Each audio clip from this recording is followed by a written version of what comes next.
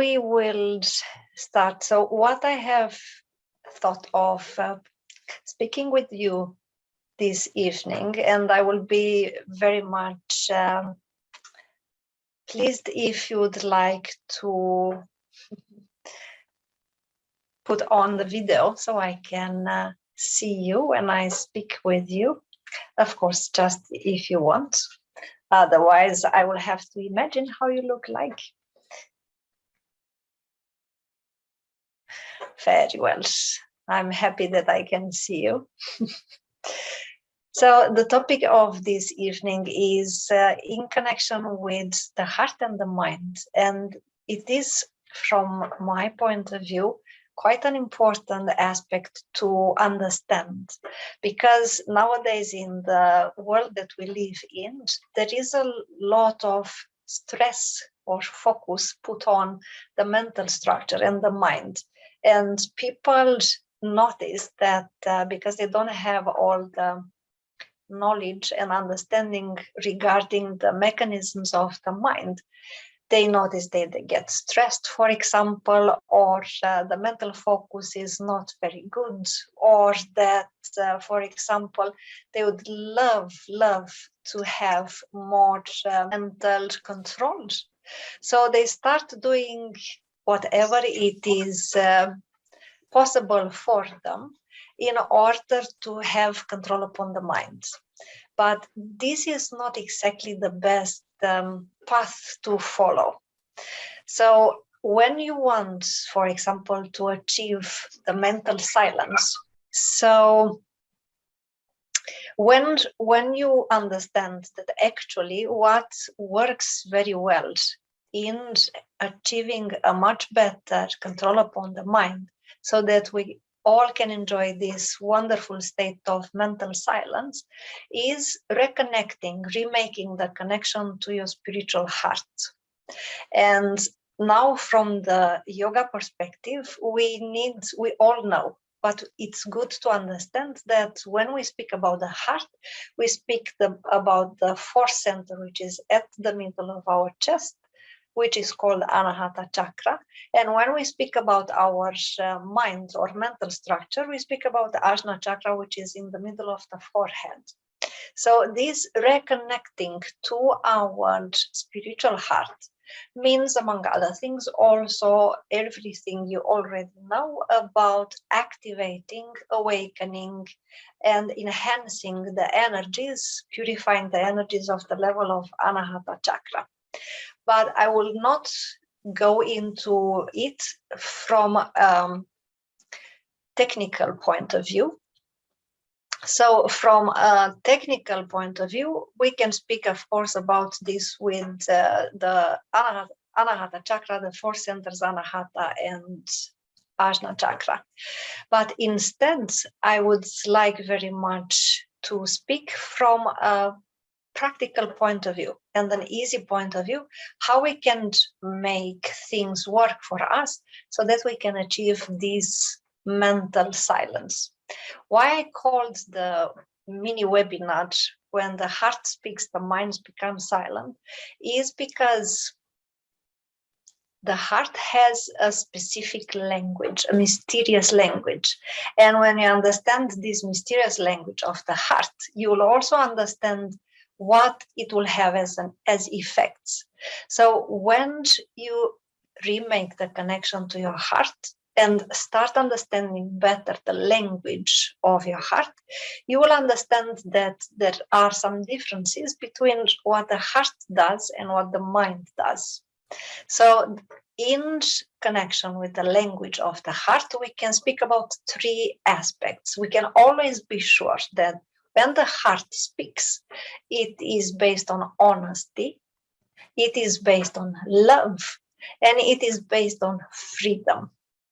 When the mind speaks, then we can also be sure of three other aspects. So the ego in connection with the mind, then there is falseness, there is judging, and there is control, or the need for control.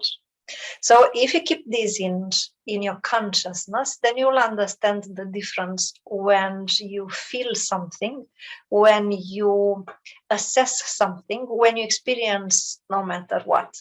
If it is based on freedom, love, and honesty, you can be sure that it is the heart speaking.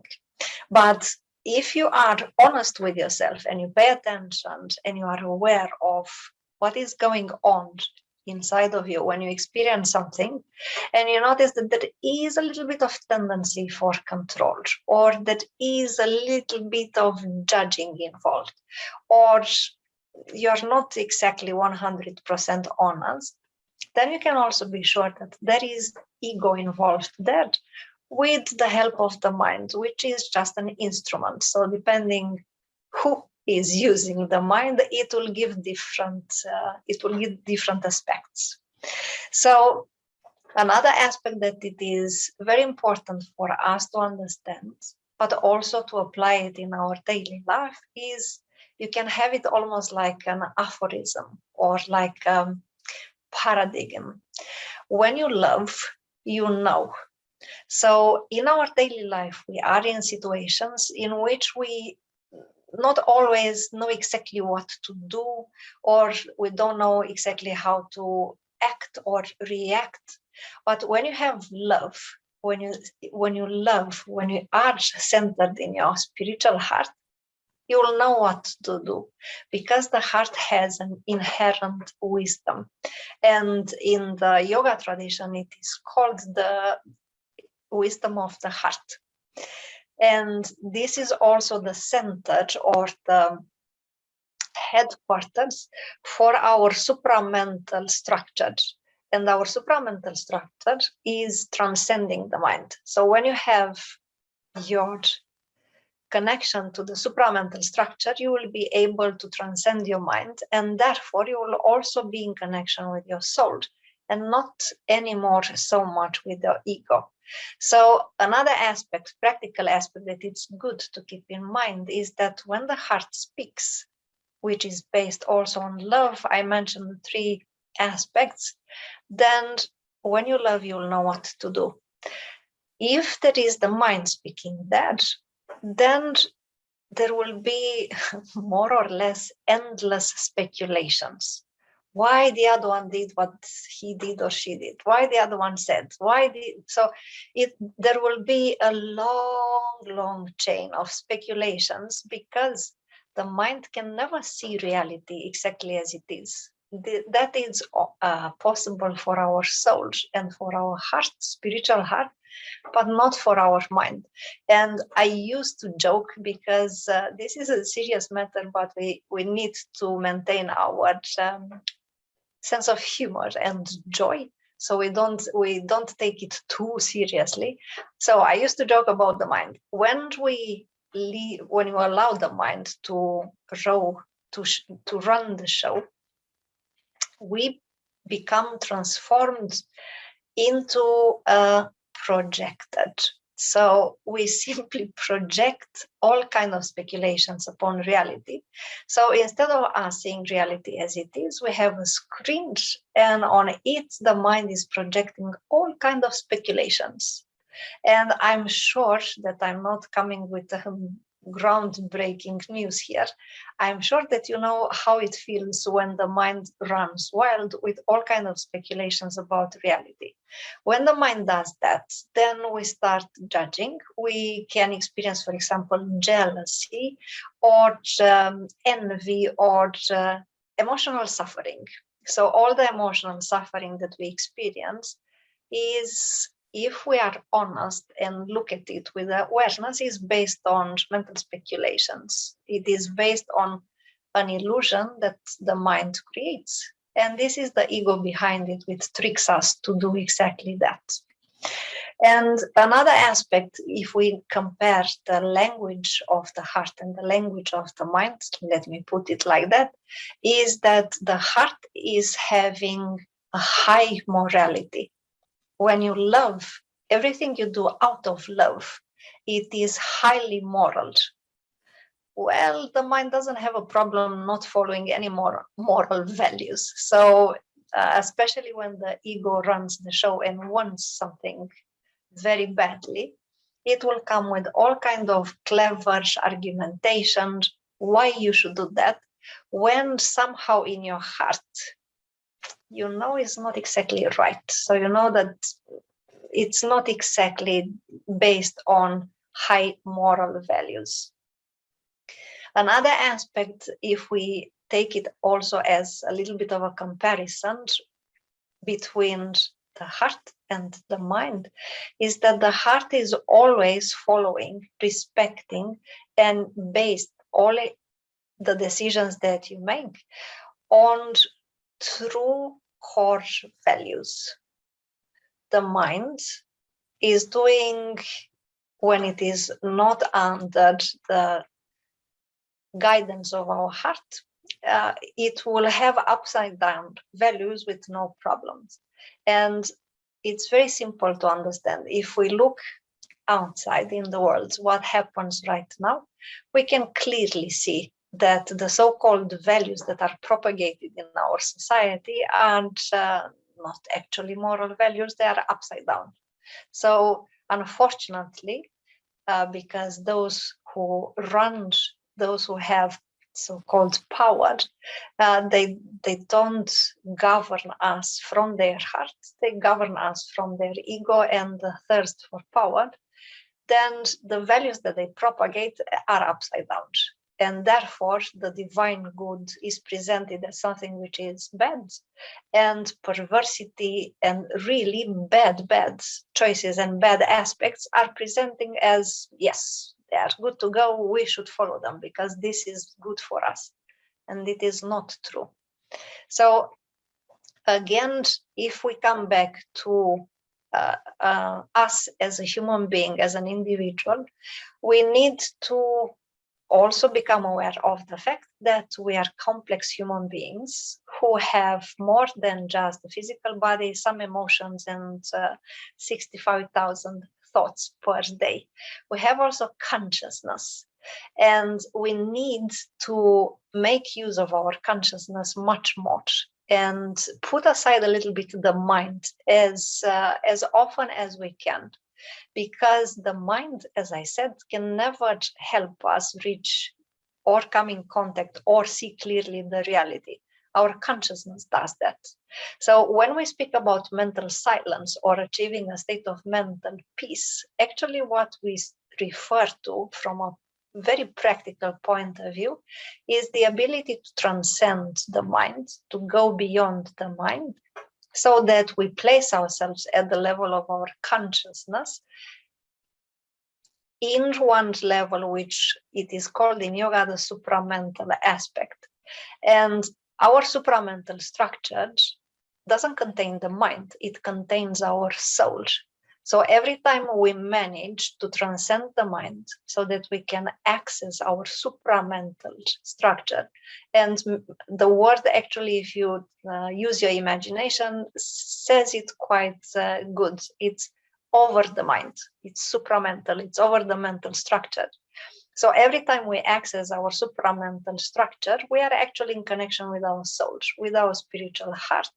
And therefore the decisions we will make and our ability to experience the so-called peace of mind, it will be actually the silence which we can always access at the level of our consciousness.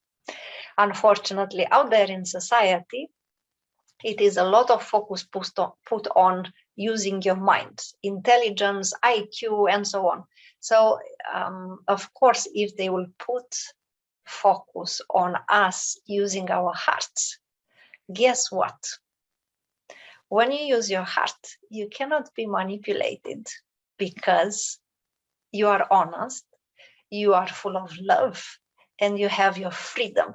So if you have the freedom, of course, you will not allow yourself to be manipulated, and you will not allow yourself to be fooled. When you are in your heart, it's very difficult for other people to come and fool you because you see clearly reality as it is. When you are at the level of your mind with the endless speculations and the projectors running the show all the time, it's very simple for somebody who has a little bit of more mental power than you, or knows quite well human psychology to manipulate you, to present you a false image of reality and present it in such a alluring manner that you'll want it, and then you will get fooled.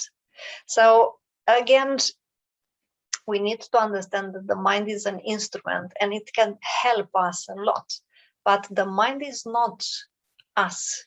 It's just an instrument. We are beyond the mind. The true self, it's beyond the mind. And the quickest path to coming into contact with our true self is through the heart. Definitely not through the mind. The mind will just create a labyrinth of illusions which will never end.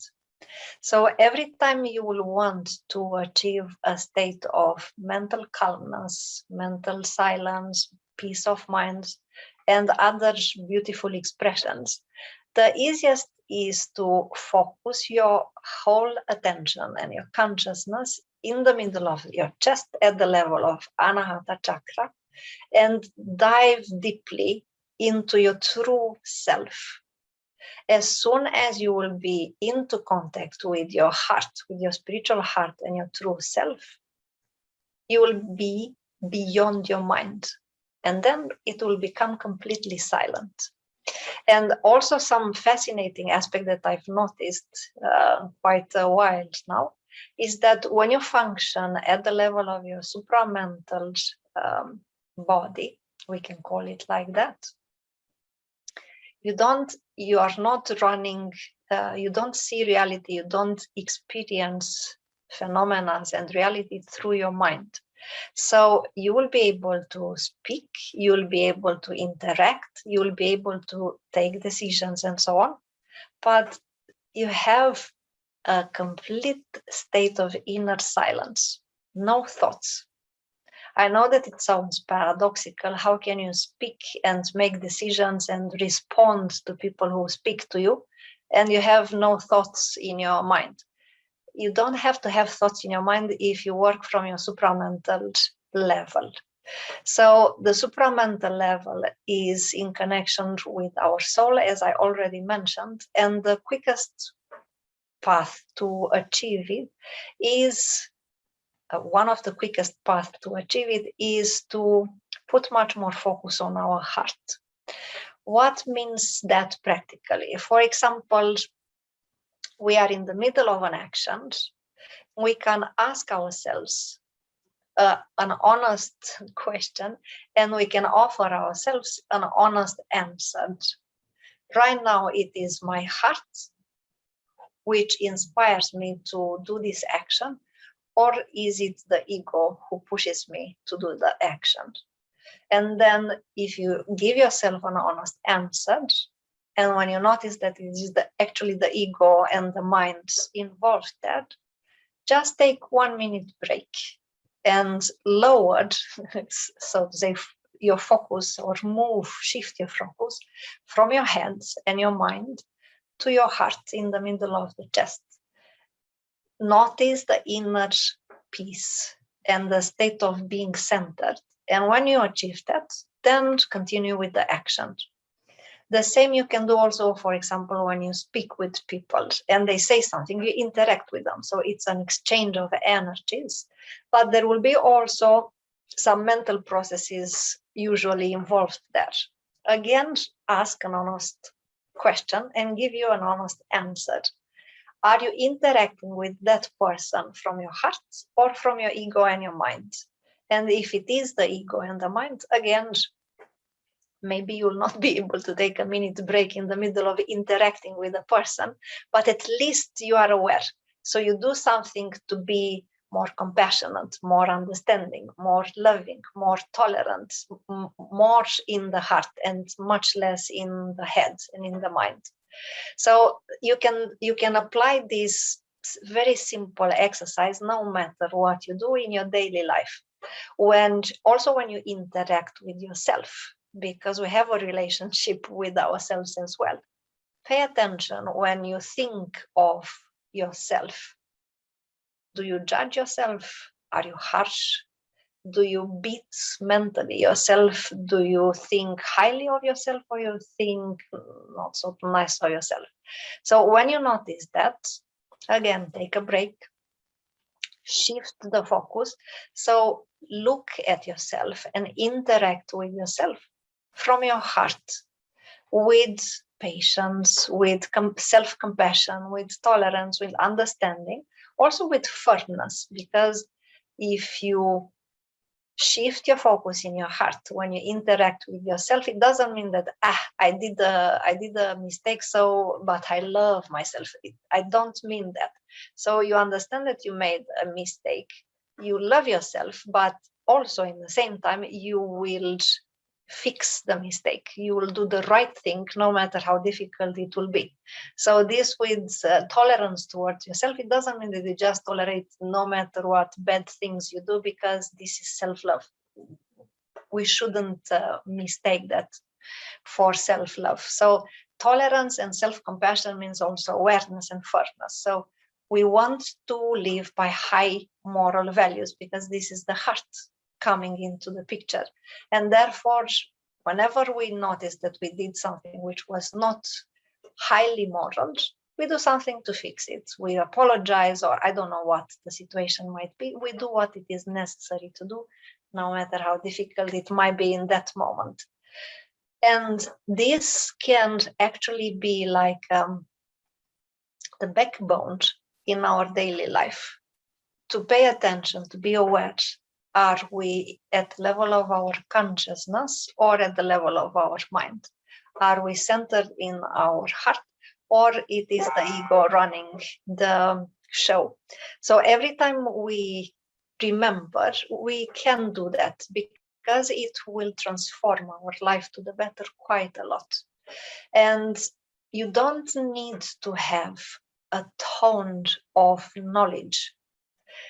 You simply need to put into practice some simple exercises, some simple techniques, so that you can actually experience it instead of just speculating mentally about it.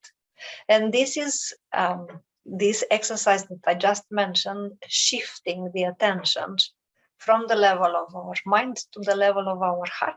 We can do it every single day. We don't need super complicated, long, elaborated techniques to put into practice.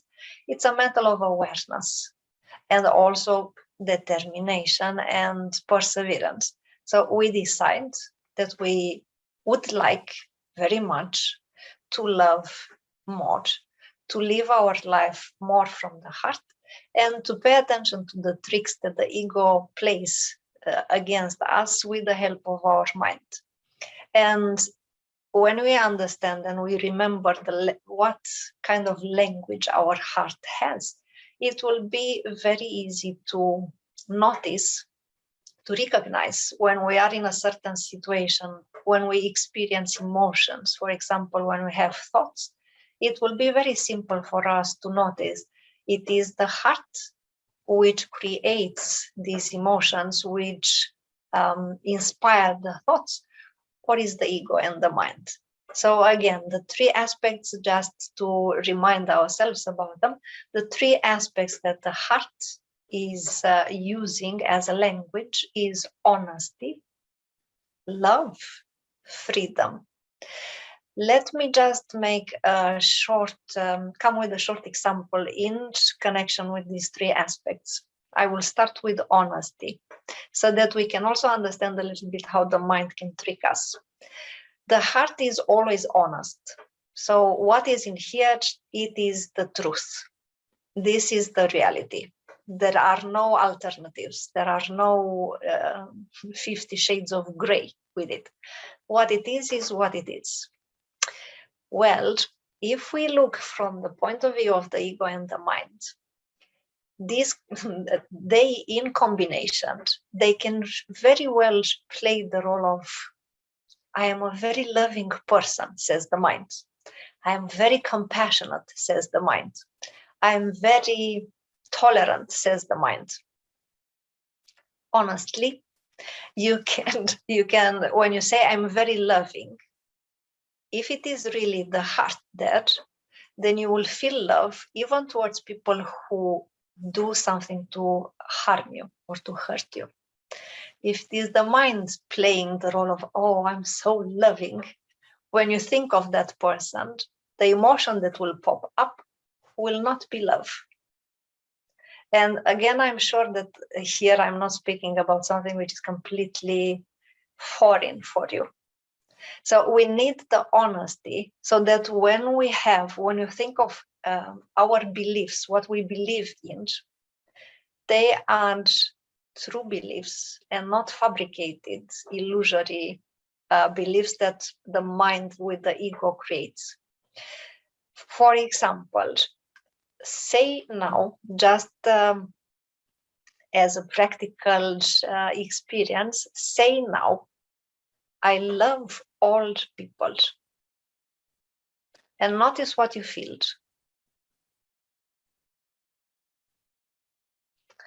If it's really coming from your heart, then you honestly love all people.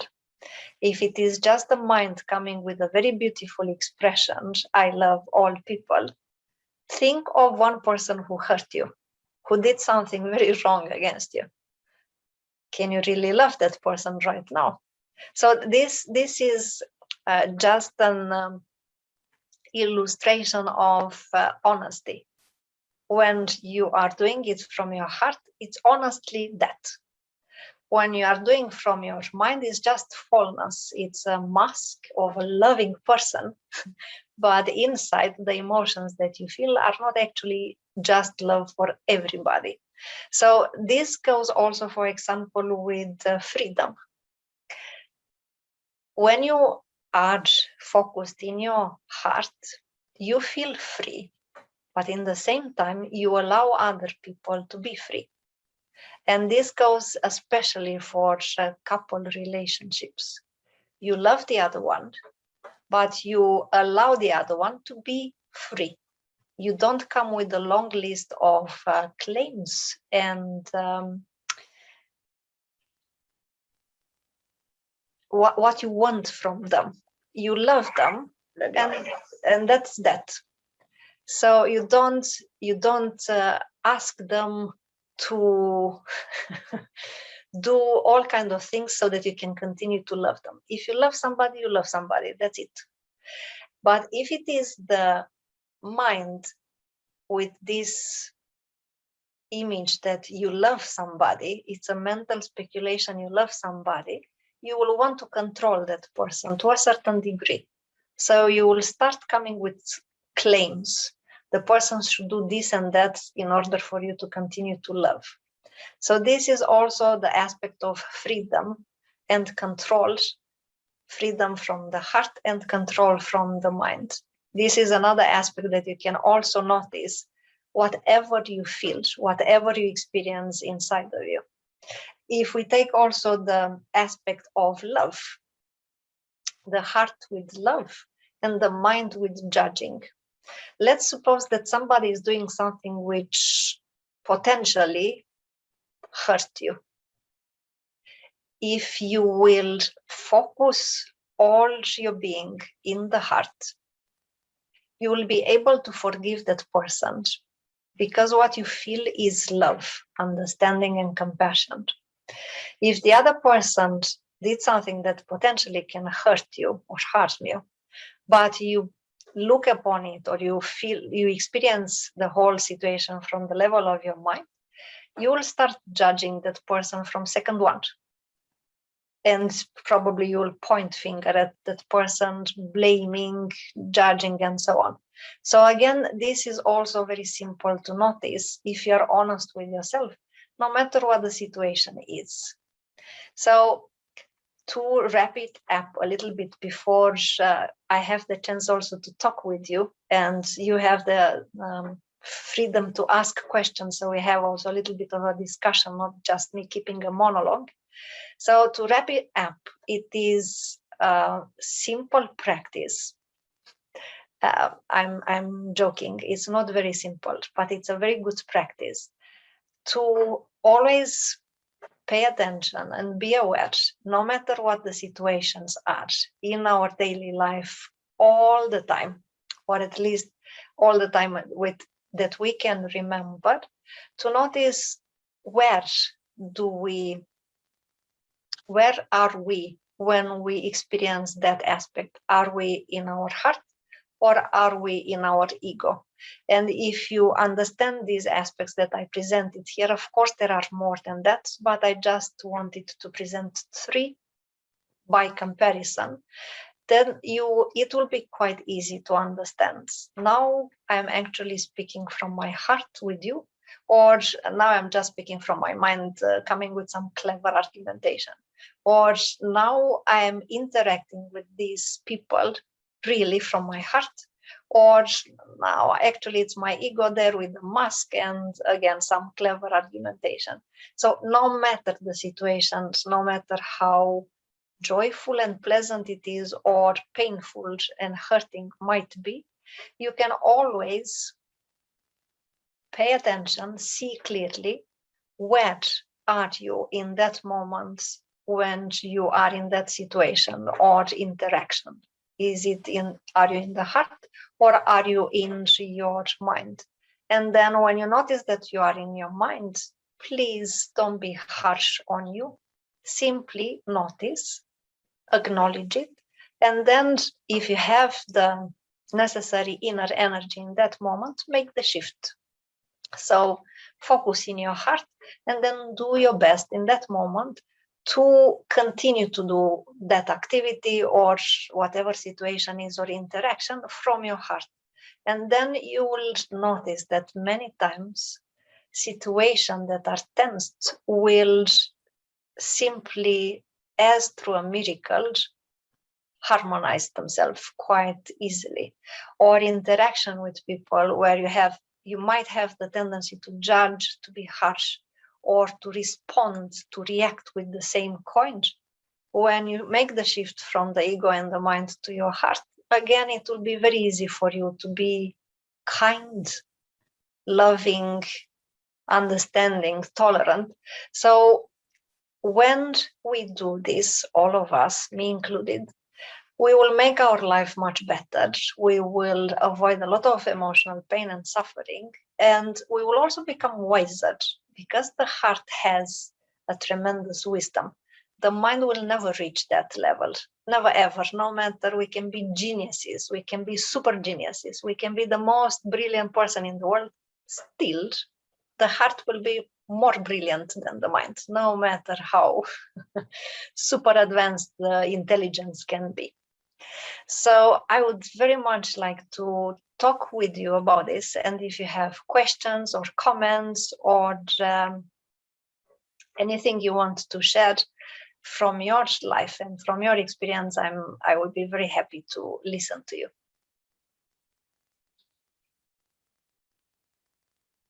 So please don't be shy. And if it's not too much asked, I would love if I can see all your faces. What do you think about, what do you feel about the aspects that I presented for you so far? How does it sound? Is it applicable practically in your life? Or maybe you are already doing it and this is nothing new? Do you feel you can have help from this? Can you relate to situations in your life where you clearly could notice now it was the heart speaking and now it was the ego and the mind speaking?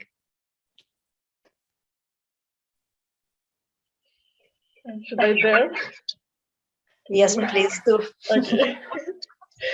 I can relate to this. I don't know, it here's a bit weird.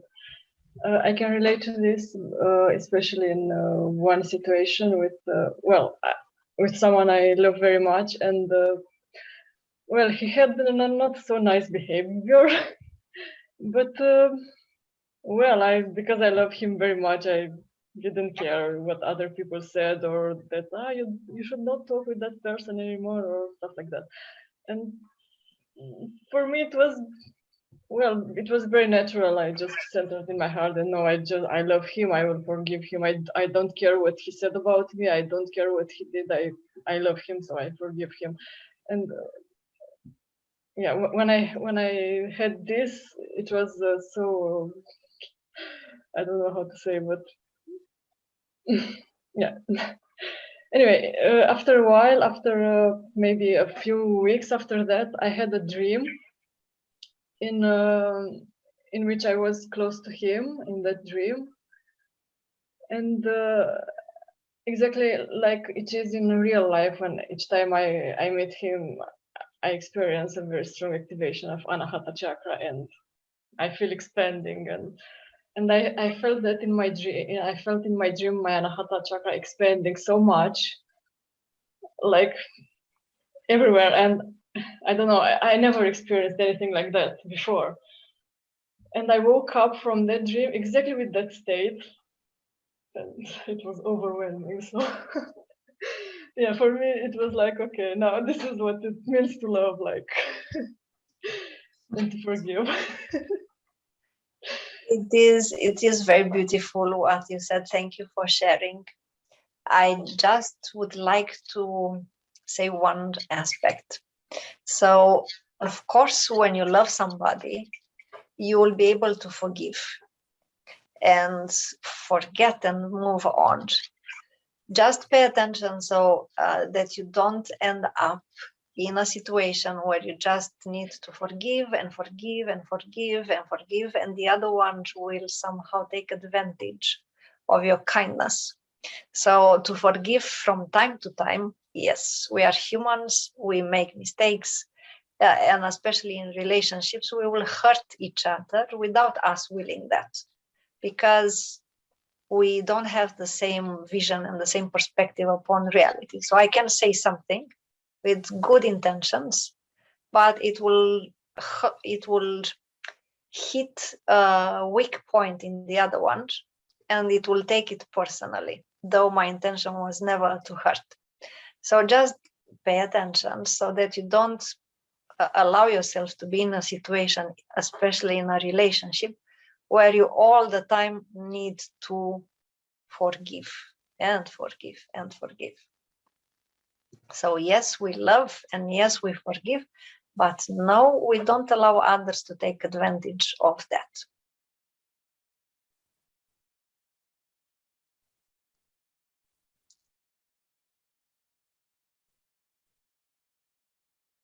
Any one of you who are courageous enough to say something in English? Alicia says, love this, so true, I need more practice. Okay, then I can be the voice of Alicia.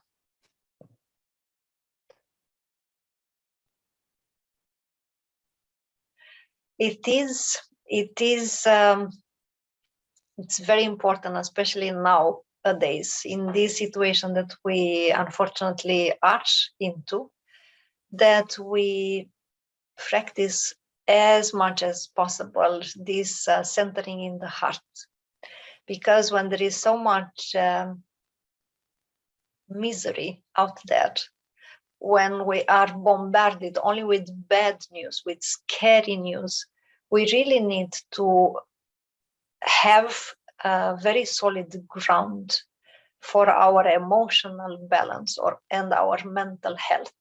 And the very solid ground that we can always stand on is our spiritual heart. So when we have this ability to connect ourselves quickly to our spiritual heart, to keep it open and awake, then we can be in paradise within. We will have paradise within, even if around us there is a hell. It's exactly the opposite valid when we live our life almost all the time at the level of our mind. God can come, take us, place us in paradise, and still our mind will be able to create a hell in the middle of the paradise. So the solid ground for us to maintain emotional balance and mental health is the heart. It will never cheat us. It will never disappoint us. It will never let us down. It will always give us the best solution. It will always come with very wise advice. It will always make sure that we feel good, that we are at peace, that we are balanced, that we have well-being, no matter the chaos around us. So especially nowadays, it's super important to live our life in the heart as much as possible, and also to be honest with ourselves, so that we notice that it is really living in the heart, and it is not our mind tricking us to believe, yes, I'm very loving and very compassionate now, and then we snap at somebody when they say something or do something that we don't like. So honesty is also our salvation when it is about spiritual evolution or self-development, because we don't want to develop our personality, we want to develop ourselves. So self-development requires honesty. We need to be very honest, but also having in the same time self-compassion. So we notice when our thoughts are not the purest we can have. We notice when our emotions are all over the place. We notice all of this, but we have in the same time self-compassion and patience towards us. We understand that we are on the path. We do our best right now. We can do better, but we have this ability to be tolerant also with ourselves in this process of self-transformation, of self-development, of evolution. So no matter what happens, no matter what takes place in our life, the wisest solution is to make use of our consciousness and to be in our heart. And you will see that we will spare ourselves from a lot of suffering. And we will also have the ability to see reality much closer to how it is, which means absolutely wonderful, than to swallow the reality others present for us as vicious, contaminating, contagious, deadly, and so on. No, thank you. You can keep your reality if you paint it like that. My reality is more beautiful than that, because reality is actually something that God created. And God doesn't create anything which is ugly, distorted, painful, and so on. So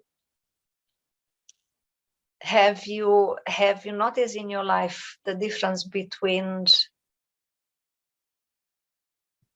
acting from your heart and reacting from your mind? And I'm thinking especially of situations when maybe afterwards you realize that, well, this didn't go very well. I could have done it better. And when you thought of doing it better, you realize that doing it better meant doing it with love from your heart. Can you think of a situation like that? When you just, for example, reacted and then you regretted because your reaction was not very harmonious. And when you thought of, well, I could have done it better actually meant love, heart, compassion, understanding. Okay, so I understand. This evening you are very shy. And you would prefer not to speak in English in public. I'm just joking so that we can relax a little bit more. Yes, of course. I can think of a lot of situations when I just reacted, and then I was and then I realized, it wasn't from my heart, and it could have been better. So especially in couple relationships, it's very easy when you get angry and react. And then you regret and realize, okay, we love each other, we should go further and forget about that incident. I have lots of examples in my mind. But it is good, because when you start realizing, it's easier to make a wiser decision next time. So next time we will all know better. And you will also notice something that, especially in relationships, no matter if it is a couple relationship or with kids, with colleagues, doesn't matter, human relationships. When we relate to others from our heart, we will never judge them. There is no place for judgment when we relate to them from our heart. We even will start thinking and coming with some arguments why the other one did or said. And we will always come with a positive perspective upon it. Maybe he was tired, or maybe he was stressed, or maybe, so we will always wish to find some alleviating arguments to why the other person did or said what they did or said. But when we are relating with other people from our mind, we will always point fingers and think not so nice things about them as an argument to why they did or said what they did or said. So again, we will not making the relationship better, because in reality, if we cannot read the mind of others, we have no idea what the other one thought or had as an intention. So instead of speculating about it, the mind with the endless speculations, when you are in your heart, we will give the other one the benefit of a doubt, so to say. And you will believe that the other one had good reasons behind the behavior. So we'll not think badly of the other one. And this will be very good for us, because our mind is at peace, so to say, our heart is at peace. And it also be very good for the relationship, because instead of supposing that the other one was a bad person who did a very bad thing, we will be relaxed, and with love and compassion we'll think, maybe he's very stressed, or maybe there was some bad thing happening at work and cannot just let it behind, or. We will always come with an alleviating argument why the other one did or behaved in such a way. So I can come with countless examples of situations and interactions, no matter how many. The conclusion will always be the same. When we are able to place ourselves in the heart, especially when it is very difficult to do that, it will be the best solution for us to start with. And if it is an interaction with another one, it will also be the best solution for the relation with that person. So loving doesn't mean, again, as I told a little bit earlier, loving doesn't mean that we allow to be used or to be abused in any manner. So loving means also being very firm, and boundaries, and drawing a line with love, also as a joke. I will tell you this and then we can wrap it up. We are human beings. We have emotions, and in regards with emotions, usually in the society, in schools, in family, people say that your heart should be free and your mind should be focused. In reality, the heart being free and the mind being focused means that the emotions are all over the place. The heart being free and the mind being focused, it means what I call a little bit as a joke, mental constipation. So you have very fixed ideas, and that's it. It means you are focused. It means mental constipation. So instead, we should have a very steady emotional balance. So the heart should be very stable and focused. And the mind should be open and flexible, so we can get into new ideas. We can be open to new ideas. So coming back to emotions, we are human beings with a lot of emotions. So when the emotions are all over the place, it's not always easy to control them on the spot. But the easiest way to calm down is simply to take one step back, breathe out, and focus in our heart. And you will see how the entire perspective shifts from emotional chaos or emotional storm to the storm can still be there around the heart, but in the heart will always be stillness. So when you are able to do that, you will be able to ride no matter how intense emotional storms, because you will always be able to find the eye of the storm. Place yourself in the middle of it, where there is silence and stillness. So I hope that it was of some value and some help what we discussed here this evening. And I hope to see you soon. Thank you for taking your time this evening to listen to me. And I wish you a life filled with love and a lot of a huge ability to place yourself in the heart, no matter the circumstances.